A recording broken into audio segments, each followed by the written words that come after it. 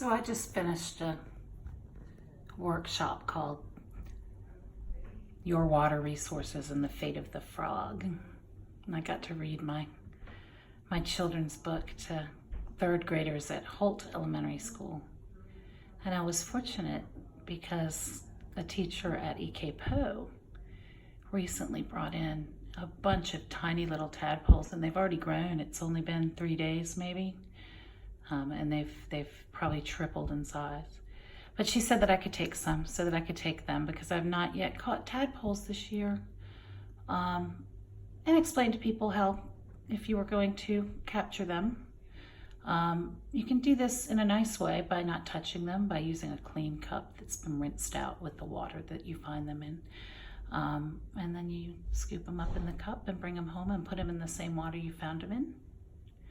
And you can feed them wilted lettuce leaves, but never spinach. Spinach is bad for them.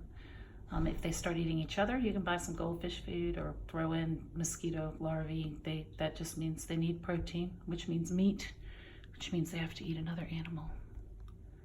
Anyway, I already had this rain garden, which I built with kids at EK Poe Elementary School. So this is a water lily that will eventually look like this pretend flower, and will overtake this little jug of water, which is actually just a giant Snyder's pretzel label, or Snyder's pretzel container, so from Costco actually.